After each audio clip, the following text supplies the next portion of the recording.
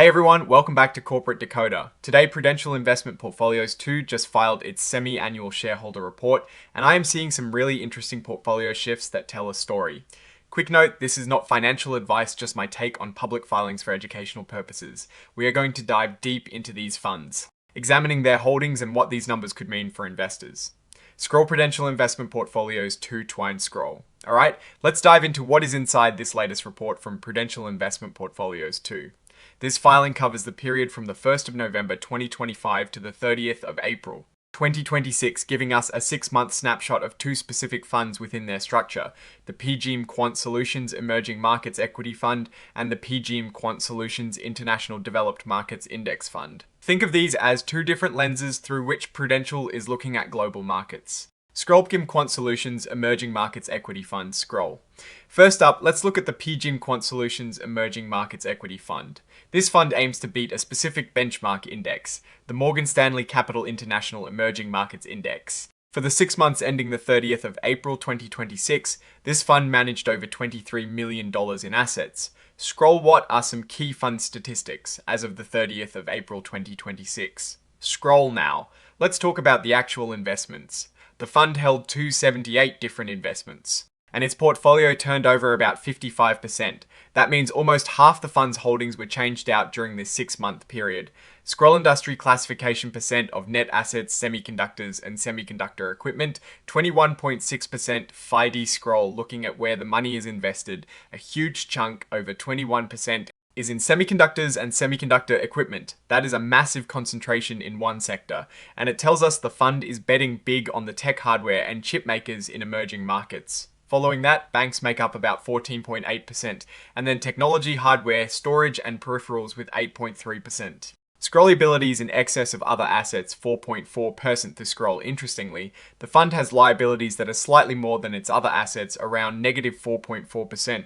This isn't a huge red flag, but it means the fund owes a little more than it has in readily available assets, which is something to keep an eye on. Scroll PGIM Quant Solutions International Developed Markets Index Fund, Scroll. Now let's switch gears to the PGIM Quant Solutions International Developed Markets Index Fund. This fund takes a different approach. It seeks to exactly match the performance of the MSCI EAFE index, which tracks developed market stocks in Europe, Australasia, and the Far East. This fund is quite a bit larger, managing almost $48.5 million in assets as of the 30th of April 2026. Scroll what are some key fund statistics as of the 30th of April 2026. Scroll this fund held a lot more investments, nearly 700 holdings, which is typical for an index fund. Its portfolio turnover was much lower at just 18%, meaning it is buying and selling far fewer stocks compared to the Emerging Markets Fund. This is expected for an index fund that just aims to replicate an index. Scroll industry classification percent of net assets banks 15.2% Scroll in terms of its investments. Banks are the largest sector at 15.2%. This is followed by pharmaceuticals at 8% and insurance at 5.8%. This breakdown shows a more diversified approach across different sectors compared to the Emerging Markets Fund. Scrollability is in excess of other assets, 2.5% for Scroll here too. Liabilities are a bit more than assets, about negative 2.5%. Again, not a massive concern, but something to note about the fund's overall financial structure. Scroll PGIM Quant Solutions Emerging Markets Equity Fund. Scroll. Let's circle back to the Emerging Markets Fund to look at its specific holdings. It is heavily invested in companies like Taiwan Semiconductor Manufacturing Company, with over $3.4 million invested. That single holding represents a significant portion of the fund's total net assets, which is over $23 million. Scroll description shares value long. Term investments 101.6%. Scroll the fund has over 101% in long-term investments. This means it is invested more than its net assets, likely due to leverage or derivatives. This is often a strategy to boost returns, but it also amplifies risk. Scroll fair value measurements. Scroll the report also breaks down how they value their investments using a 3-tiered system. Level 1 for quoted prices in active markets, Level 2 for observable inputs, and Level 3 for unobservable inputs. For the Emerging Markets Equity Fund, a whopping $20 million, or about 82% of its investments, fall into Level 2.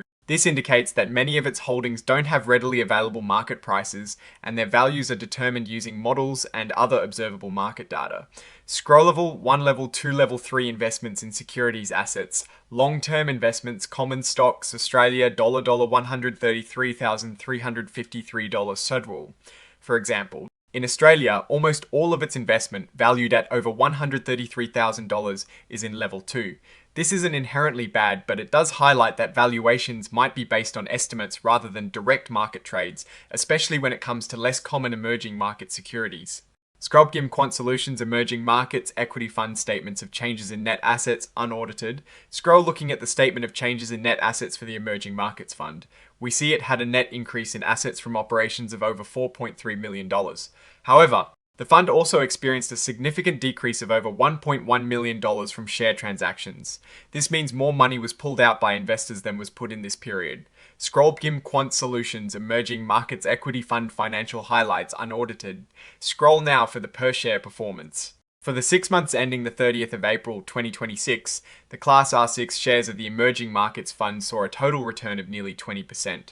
This is a pretty strong return in a short period, largely driven by realized and unrealized gains. Scroll expenses after waivers and DOR expense reimbursement 1.20%. To scroll, the expense ratio after any waivers is 1.20%. This is quite high, especially for an emerging markets fund, which can be more volatile and thus have higher trading costs. Scrolgim Quant Solutions International Developed Markets Index Fund Scroll. Let's move over to the International Developed Markets Index Fund. This fund reported a net increase in assets from operations of nearly $5 million. Unlike the Emerging Markets Fund, this one saw a positive increase from share transactions of over $429,000, indicating more money came in than went out. Scrolgim Quant Solutions International Developed Markets Index Fund Financial Highlights Unaudited. Scroll for this fund. The Class R6 shares delivered a total return of just over 10% for the same 6-month period. While still a good return, it is significantly lower than the Emerging Markets Fund, which is expected given its objective is to track an index rather than outperform. Scroll expenses after waivers and DOR expense reimbursement 0.19%. Scroll, what really stands out here is the expense ratio of just 0.19% after waivers. This is incredibly low and demonstrates that index funds can be extremely cost effective for investors. This aligns with the strategy of simply tracking a market index. Scroll notes to financial statements unaudited. Scroll digging into the notes to the financial statements, we see some interesting details about the fund's structure and risks. For instance, both funds are part of Prudential Investment Portfolios too, which is set up as a Delaware statutory trust.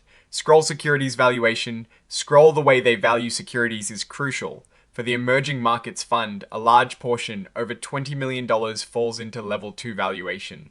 This means their values are based on models and other observable inputs, not just direct market prices. This is pretty common for emerging market securities, which can be less liquid. Meanwhile, the Developed Markets Fund has most of its investments valued at level 1, around $43 million, meaning they are based on direct quoted prices in active markets.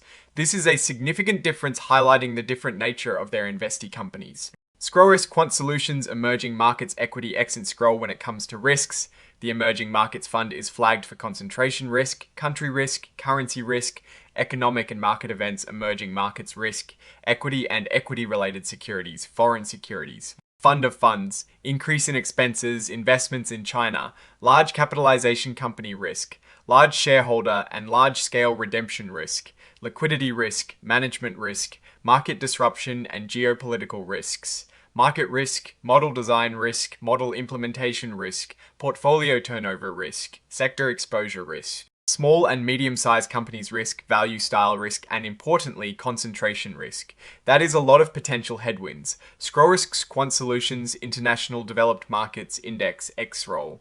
The Developed Markets Fund also faces many of these risks, but some are highlighted differently. It is flagged for country risk, currency risk, economic and market events.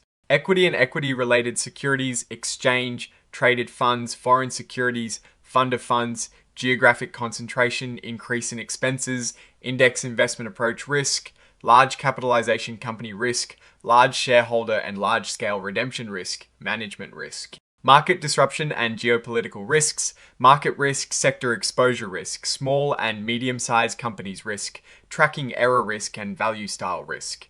Notice the absence of emerging markets risk and specific China risk, which makes sense given its investment focus. Scroll borrowings. The report also details borrowings. Both funds were part of a syndicated credit agreement totaling $1.2 billion. The Emerging Markets Fund dipped into this credit line for a few days with an average outstanding balance of $560,000, and the Developed Markets Fund borrowed about $738,000 for a few more days. This is a common practice for funds to manage short-term liquidity needs. Especially for redemptions, scroll number of shareholders, percentage of outstanding shares affiliated. Scroll it is also interesting to see who owns these funds. For the Emerging Markets Fund, Prudential and its affiliates own almost 100% of the shares. Similarly, for the Developed Markets Fund, affiliates hold about 99.1%. This tells us these funds are primarily used internally by Prudential, likely to serve other investment products or solutions. Now, looking at these two funds side by side, we see a clear strategy difference. The Emerging Markets Fund is a more aggressive, sector-focused bet on high-growth areas like semiconductors, with higher costs and more inherent risks. The Developed Markets Fund, on the other hand, is a very low-cost diversified approach to tracking major global indexes. It is a classic active versus passive strategy play. My biggest concern for the Emerging Markets Fund is that massive 21% concentration in semiconductors. While that sector can be a huge winner, it is also incredibly volatile and susceptible to global economic shifts, especially in emerging markets. A downturn in that specific industry could severely impact the fund's performance. For the Developed Markets Fund, the main risk is simply tracking error, meaning it might not perfectly match the index performance due to costs or other minor discrepancies.